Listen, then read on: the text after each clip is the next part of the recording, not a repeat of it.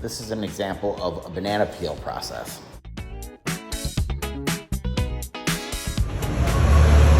Hey guys,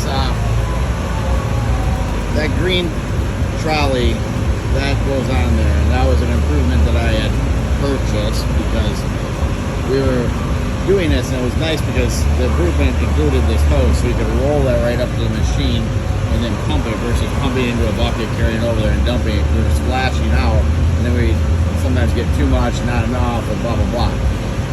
And so it's easy for me to get frustrated, but this is an example of there is no improvement if there is no standard. So I never actually established how to do it, so nobody knows how to put that on there. And so now it is eroded, and it is 100% my fault, so I'm gonna fix it. The first thing to note here is that, yeah, we made an improvement, but there was no improvement in the end because there was no standard to begin with. The next thing I realized, recently we were taught by Tom Hughes that there were banana peel standards, and this is certainly one of them. So to remedy the situation, I made a Gemba dock, named it. So let's take a look. First step, remove the barrel, or remove the carts, move them back so the forklift can come in. Then move the dolly into place in front of the resin. Then what we do is pick up the barrel, make sure the forks are tight, bring that in, bring the barrel in, move the dolly underneath it, and then lower it safely into place. Then we can roll the barrel back behind the resin tank, then remove the bung.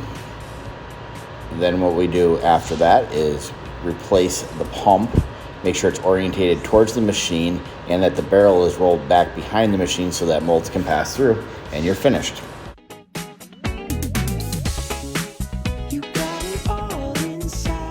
Stuff was to make it available right where we would ask the question, so I put it on the dolly and on the pump, and as a future improvement we might put one up here and get a bung changer put there as an improvement.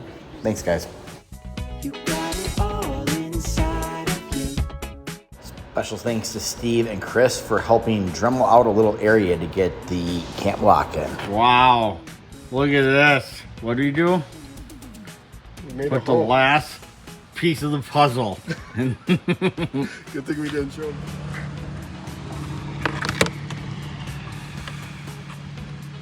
Hey guys, so I went along and got the splash cart label set up. I think I'm gonna make another one and put it on the front as well. Morning Elite, Steve here in the install truck. So we had started homing some things with this process of a board and a clip, and it worked pretty nice. So I just made a couple more. Pretty simple. Don't know if we want to do that or not. I think we need to get a couple more of these guys because we got another cord. And then this was the idea that we had talked about. Just cut the bottom out, put that on there. It's a little sloppier than I like, so I think I might end up cutting the bucket, pulling it together, and then bolting it so it's not quite as wobbly. But it's not going anywhere.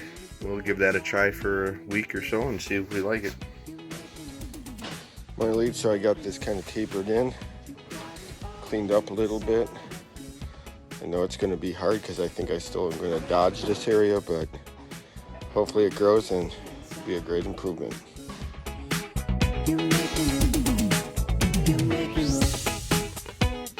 Hey everyone, so I got this our APF 6 orange resin on here as our finish coat. After talking with Steve, got a nice thick layer on there, and he said it sands off real nice, so we'll see how it goes. Thanks. Guys, we're hiding improvements, and I'm curious, I don't remember that, and I guess this is even different than what it was after it wasn't something, so doesn't mean it's bad, good, or indifferent, but it's hidden.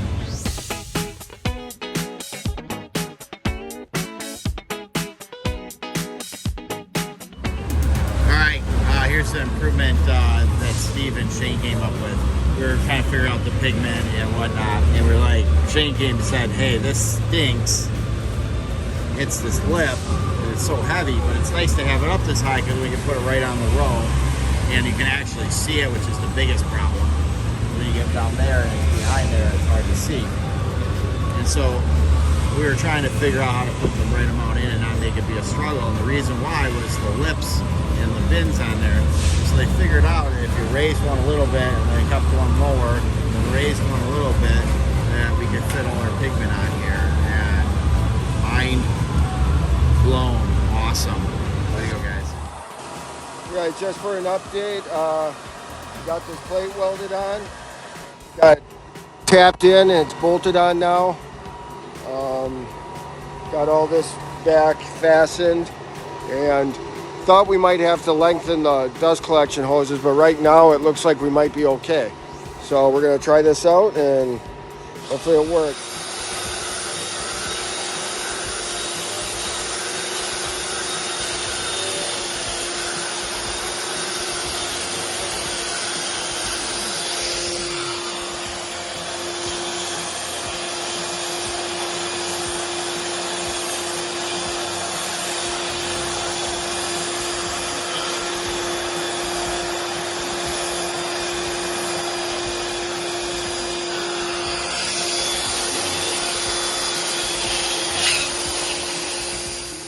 Hey, I just want to give everybody an update on our floor situation. We got it pretty much prepped up. Just want to give you guys a look at what we did. And it's looking pretty good. This one here, I think we're going to put some foam in there before we put our self-leveling in there. And we had all that debris in our vacuum, so we changed the bag and emptied that out and cleaned it out, so we're not dealing with all that concrete dust. Thanks. Starting to try to do some organizing here at bars. You know, it's very confusing. Obviously we have some labeling, but it's not real clear, not real obvious, but a lot of times it even gets totally ignored. Basically, we have a rack for 3/8, we have a rack for 3/4. Now, one edge of it is 1 inch by 3/4 for Tiverian, and then smaller Tiverian down here. Obviously, that can be majorly improved. And then this rack is, for the most part, all 1.5 inches.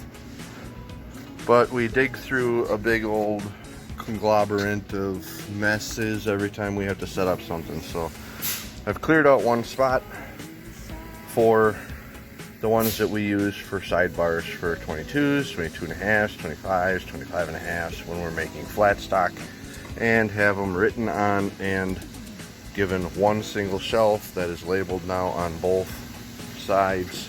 Those are the only ones to go in there, and hopefully this is a start of something awesome.